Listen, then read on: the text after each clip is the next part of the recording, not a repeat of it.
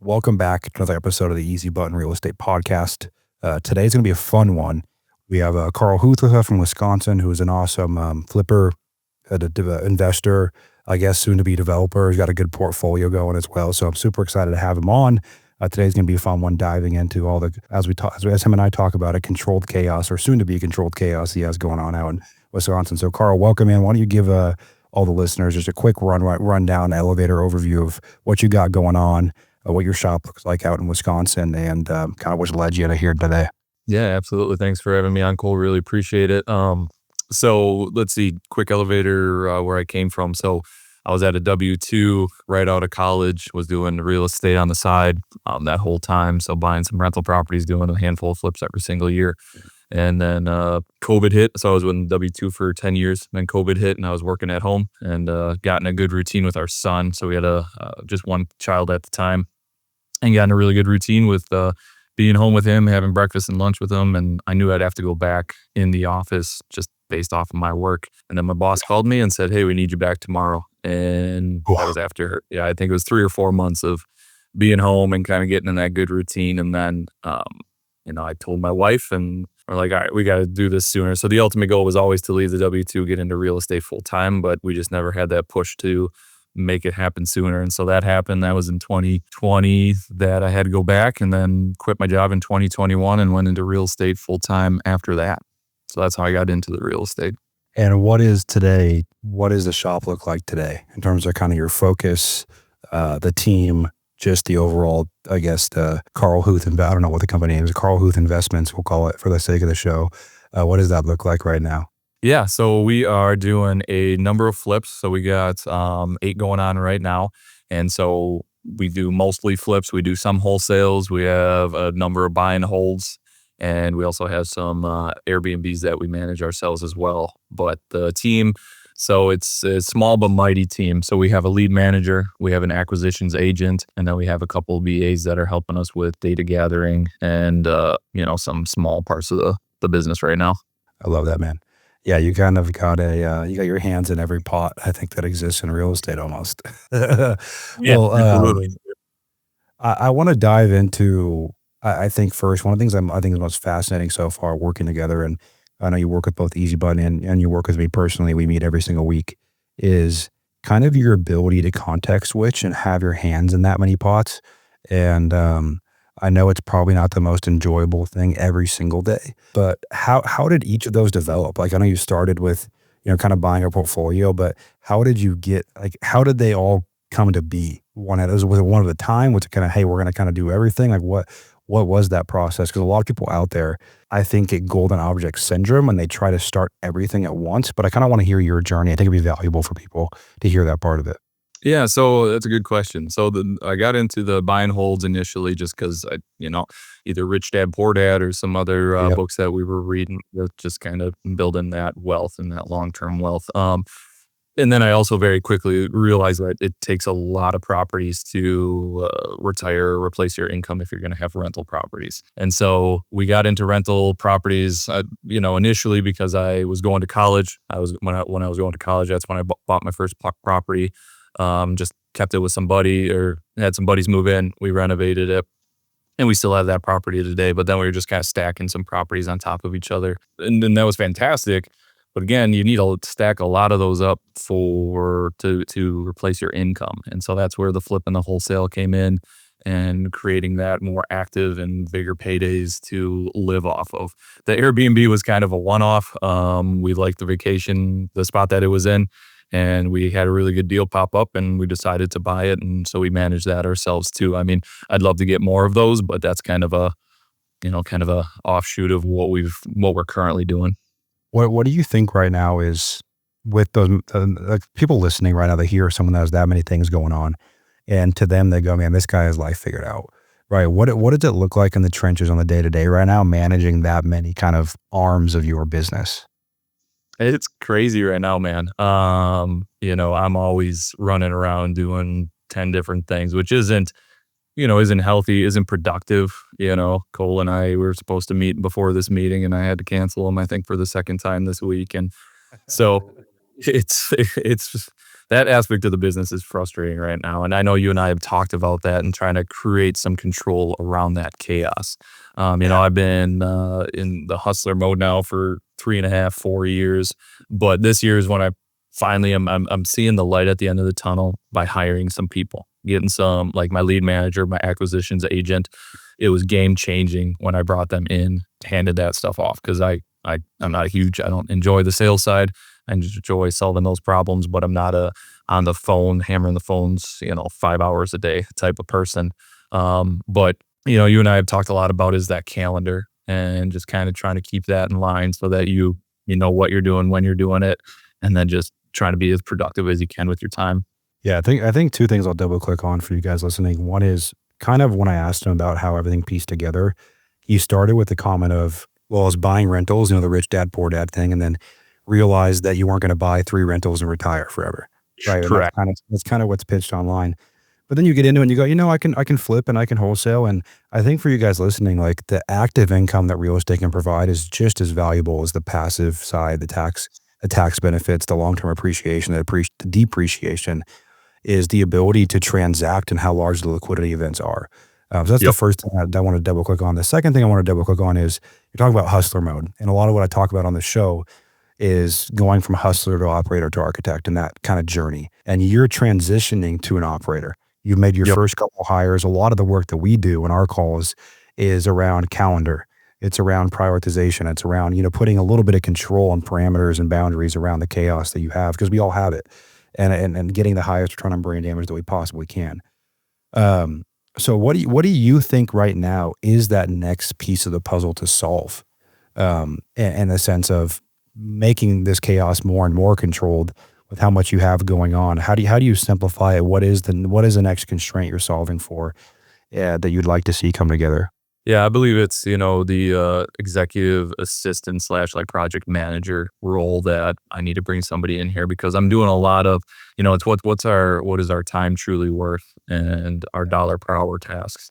And right now, unfortunately, hate to say it, but I'm doing a lot of low dollar an hour tasks, just trying to keep things organized, keep things moving. But it's not allowing me to take the next step in the business. I think it was you or somebody else I was talking to. It's like, could you leave for 2 weeks and your business Yeah. would succeed? Unfortunately, right now, I don't believe mine could because a lot of it depends on me. But it's trying to bring in those people that can take on the day to day crazy to free up more of my time for all those activities, and then just so I can breathe and also operate better, see over the business and support my team better. Because that's another thing too, where it's like I'm so busy and running all over the place, like my sales team, the AC agent, the lead manager, I'm not supporting them as much as I think I should be. So it's one of those things where you just need to bring those people in. And I believe that's like an executive assistant for me that they can just take on the day to day crazy. And then I can kind of see a little higher level and working on growth of the business instead of just, being in the trenches every single day. Yeah, I think there's really 3, and I think that is a conversation that we had. I think there's really 3 levels of entrepreneurship. Level 1 is like, if you shut your laptop for longer than maybe a day, things start falling apart, money stops getting made. Level 2 is that you can probably go 2 weeks. Level 3 is you can really go as long as you want. And I think for a lot there's a story of Dan Martell who's kind of blown up, and he tells it in his first book of his first fiancée, not his now wife, but he was engaged before.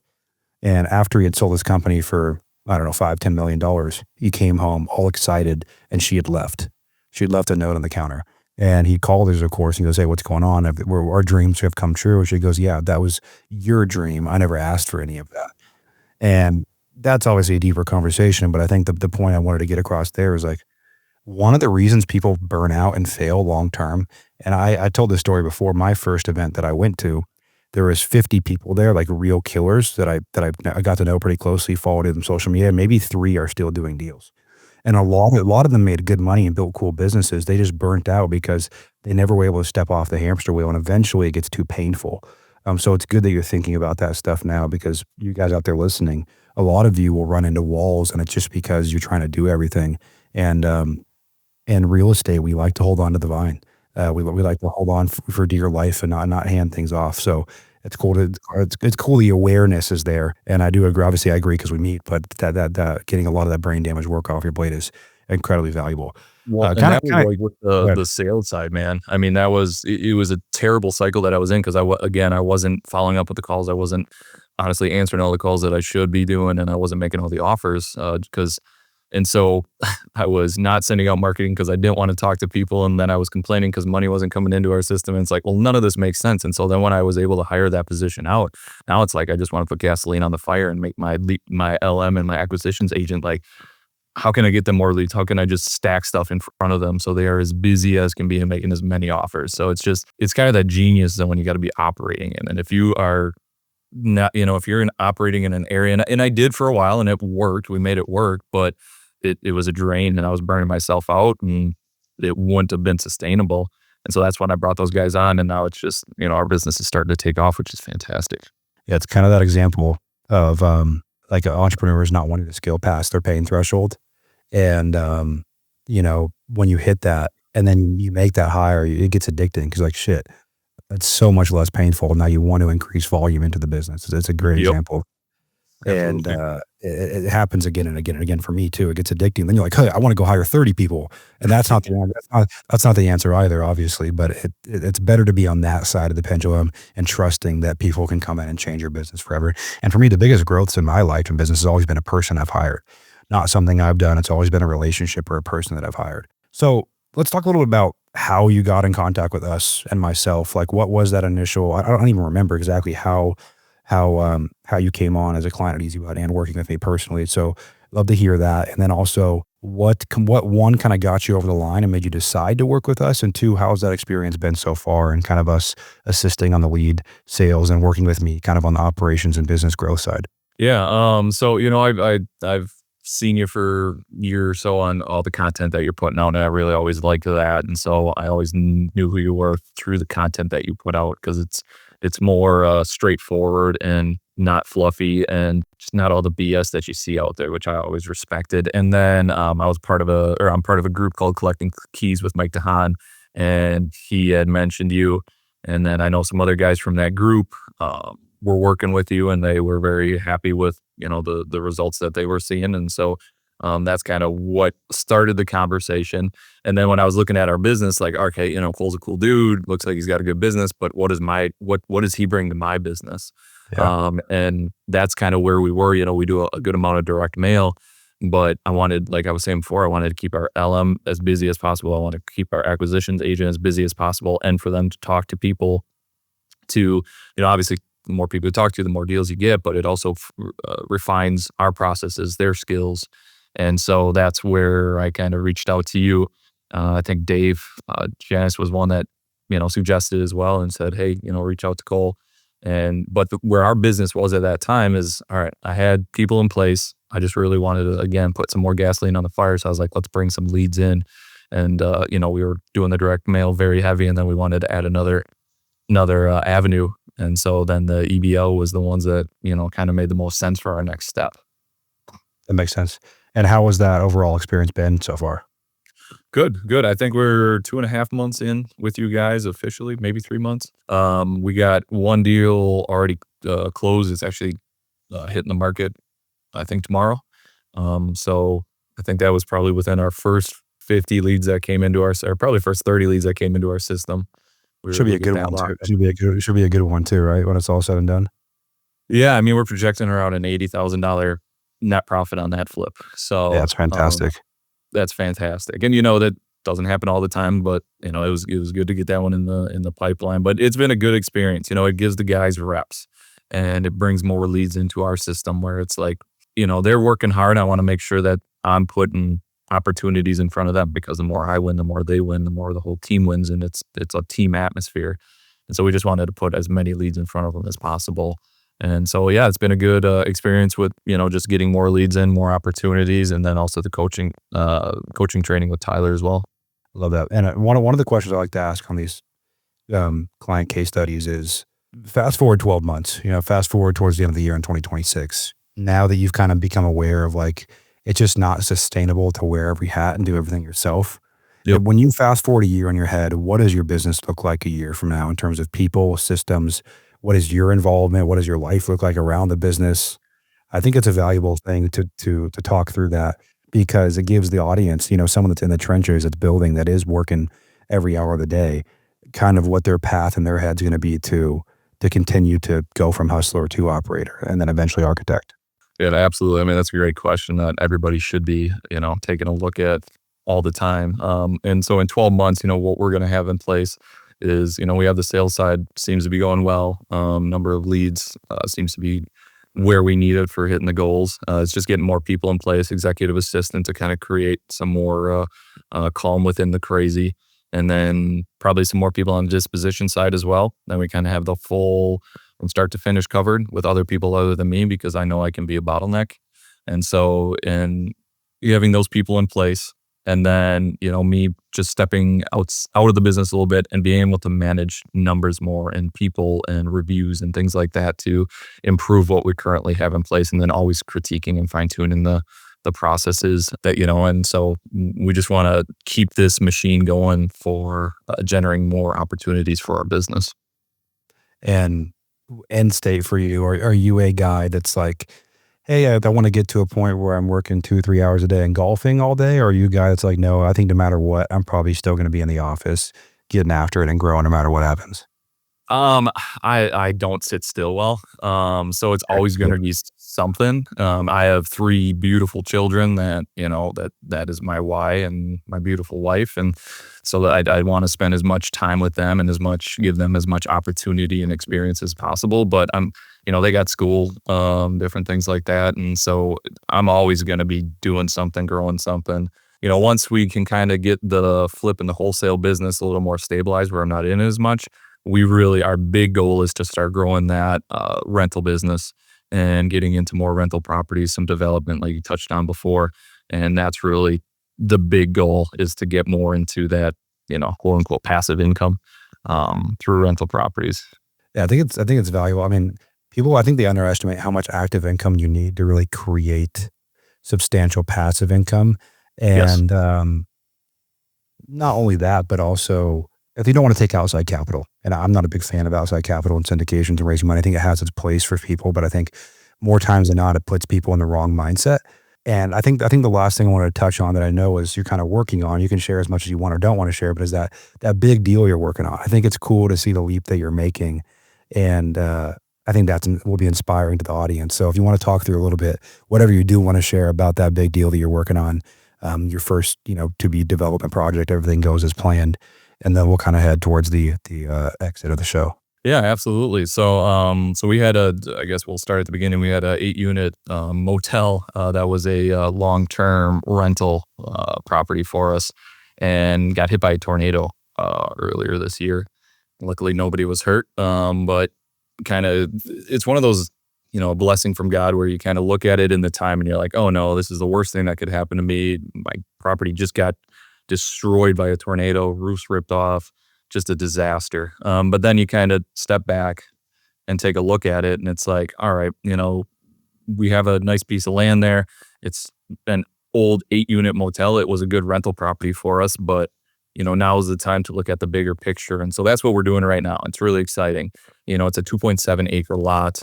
And we went down the one path of, what if we remodel it, turn it back into an 8-unit? Like, it'd still be a good cash flowing property for us. But looking back, when we're 5 years, 7 years from now, and I look back, I'd still have a kind of an old crappy, it'd be remodeled, but old motel, and only 8 units. And I was like, okay, we can do a lot more with this space.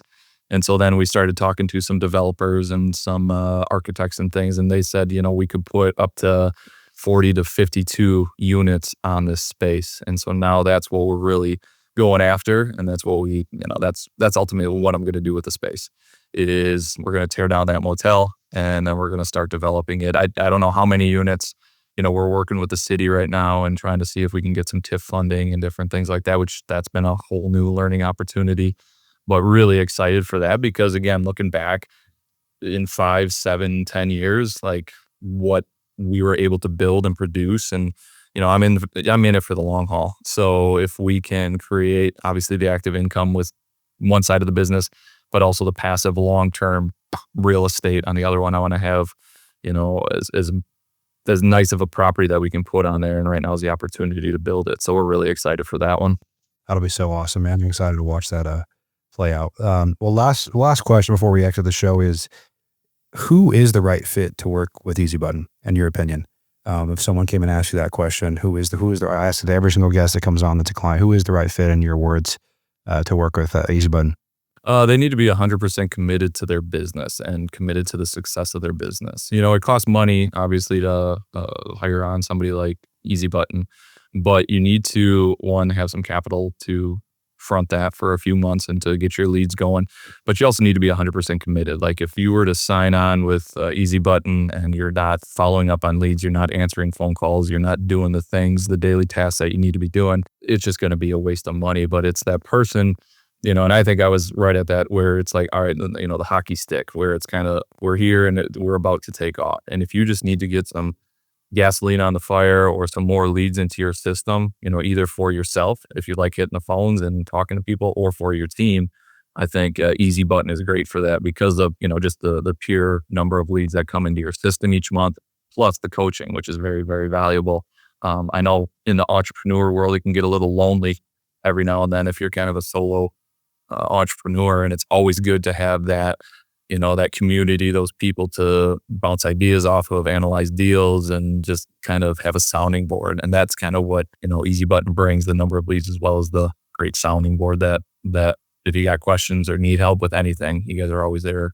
And it's cool because you guys have been through it.